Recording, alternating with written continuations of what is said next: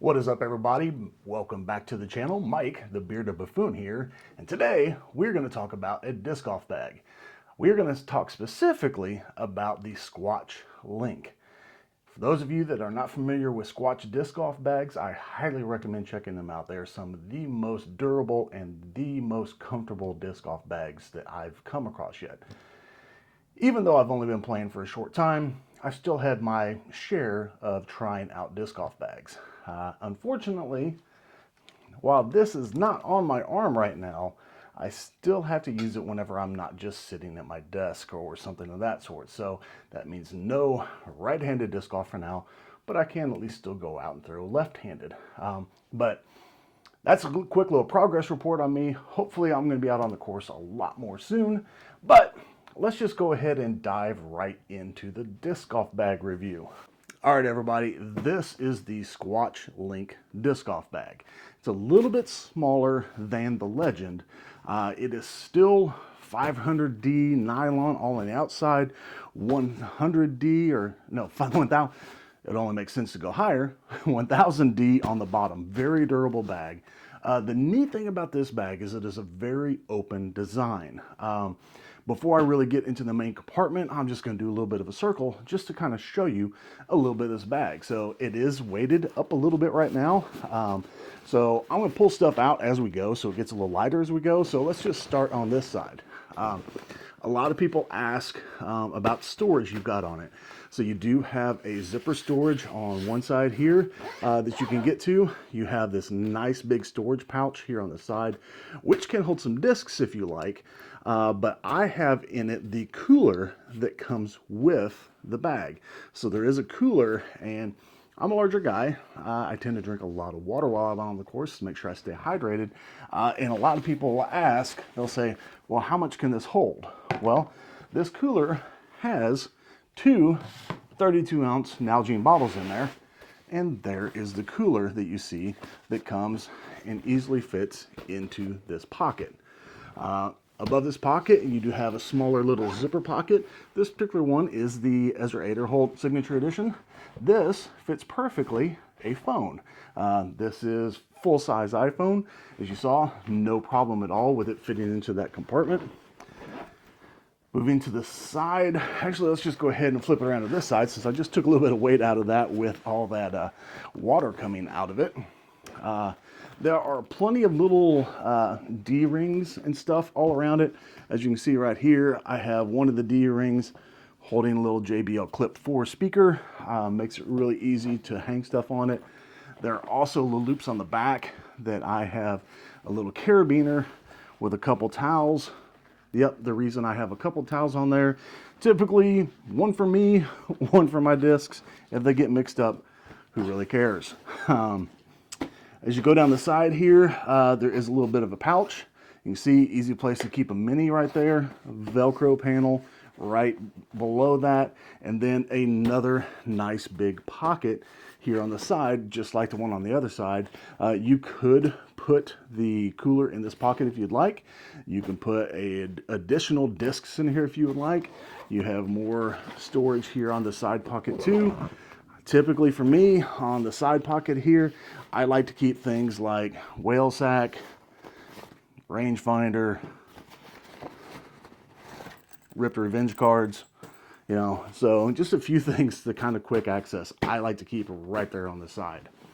When you look at the back, you do have a couple of very, very, very comfortable shoulder straps. I mean, this is hands down one of the most comfortable bags I've ever worn. And the only bag I would say is more comfortable than this is the Legend. And it's designed a little bit more of like the open back traditional. This is going to be an open top, easy access. But you've got some incredible padding on the back. The shoulder straps themselves have some incredible padding. There's also the chest clasp that goes across to let you cinch it up. I'm a bigger guy. I typically don't have that on there, but incredible feeling. Carry handle on the top. This is just a very well-built bag. So let's go ahead and turn it around here, and let's go ahead and look at the main compartment. So the main compartment actually Velcros at the top here, and then you can just take and zip down and zip down, and then this will actually roll up and tuck into the bottom area here. I'm not going to go through the process of rolling that up at this time, but as you can see, once you get inside, you have a great main compartment on the bottom, and then you have these quick access pull areas here on the top. So like, I keep kind of my go-to discs right here on the top. The ones I'm always going to be grabbing for, it seems like. I keep those right here on top. I keep my putting putters right below that, and then I have various throwing putters below it, and then of course my assortment of discs below. I am still fairly new. You don't see me throwing a lot of drivers because I just don't have the arm speed to get those to fly the way I think they should. So you see me throwing a lot of fairways and mids. So very large discs in my bag, comparatively speaking to most people. But as you see right here, just in the main compartment alone, I have 25 discs. You can definitely hold more in these side pockets, and even more, there are these side pockets which you could put clothes. I have additional towels in here.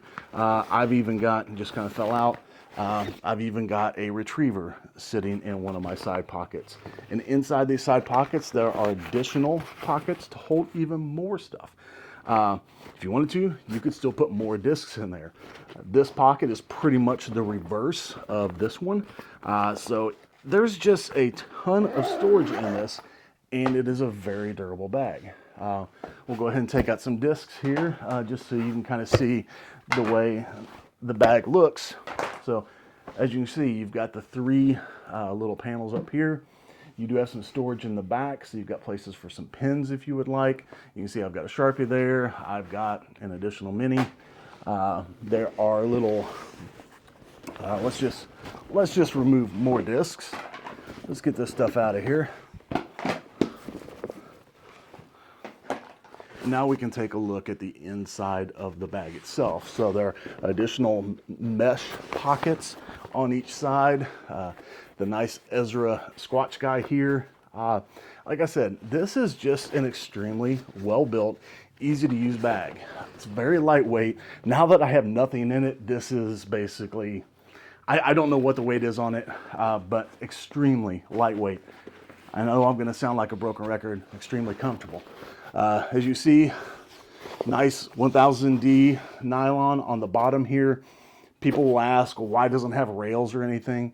You really don't need it. This, the way they do the waterproofing, or I don't know that waterproofing is the appropriate term, but the way this repels water and the way you can just set this down in mud and everything, you don't really need that. You can actually take and just plop this down on uneven surfaces, and the way that is designed, the discs will kind of shuffle in there for you just a little bit, and they'll kind of conform to the shape of the ground, and you don't need those rigid plastic runners on the bottom.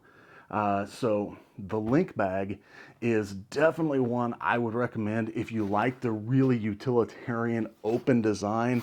I still tend to lean a little bit toward my Legend because I just like the traditional design. I like the way things close up a little bit more. The Rainfly that they have fits it a little bit better. And honestly, just because of the shoulder straps on it, for a big guy like myself, I think the Legend is a little more comfortable on the back. But that's the only bag out of, Grip and Pound and various bags that I've had the ability to try. The Legend bag is the only one that beats this in comfort. And the Legend I have is the 2.0. They've also come out with like the 2.1 and the 3.0 since then. So they're constantly working, and that's just in the last year. They're constantly working to come up with incredible new, ways to make these even better. And they listen to their customers like you wouldn't believe. So if you have not checked out a Squatch disc golf bag, I would highly recommend doing it.